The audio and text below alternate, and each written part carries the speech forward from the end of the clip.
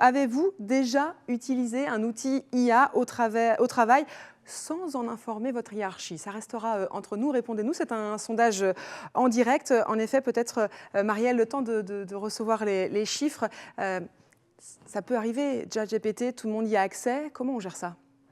Alors, dans mon entreprise, en fait, nous avons fait le choix d'en parler, nous, les managers, de dire clairement à nos salariés que nous utilisons tous l'IA, ChatGPT et d'autres outils, pour déculpabiliser les salariés et pour les accompagner, du coup, dans une utilisation sereine et sécurisée.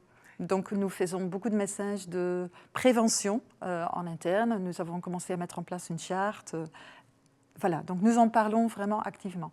Et les résultats sont quand même assez clairs. Hein. Oui, en effet, vous avez déjà utilisé l'IA et sans en informer votre hiérarchie. On va poursuivre avec un autre chiffre, hein, parce que, alors d'accord, l'IA permet de nombreuses actions, mais comment les salariés savent ce qu'ils ont le droit de faire ou non? Eh bien, une étude montre que seuls 9% des salariés français indiquent pouvoir se référer au sein de leur entreprise à une charte éthique.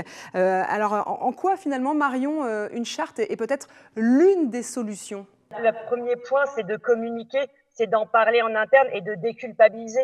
Parce que finalement, ce que je disais, c'est que quand nous, on a commencé à avoir ces échanges autour de l'utilisation de l'IA dans nos métiers, j'avais l'impression que c'était assez tabou ou que chacun le faisait de manière anarchique dans son coin. Mais une charte, ça permet de fixer le cadre, de dire, OK, on va utiliser l'IA, mais quels outils on va utiliser, jusqu'où, pourquoi, et de conscientiser l'utilisation. Conscientiser l'utilisation, ça veut aussi dire on invite nos collaborateurs à avoir parfois un regard critique sur l'IA, à contrôler l'IA, et notamment sur des métiers de développeurs qui l'utilisent au quotidien à la fois pour coder, pour contrôler et pour tester les fonctionnalités. Et on se rend compte qu'il y a encore des failles et du coup, ça rechallenge les idées à se dire OK, on gagne un temps fou, OK, nos métiers ont évolué, on apprend à nos collaborateurs à prompter peut-être plus qu'à coder, mais on ne ferme pas les yeux sur ce que l'IA nous fournit en retour et on garde cette conscience et donc cette valeur humaine.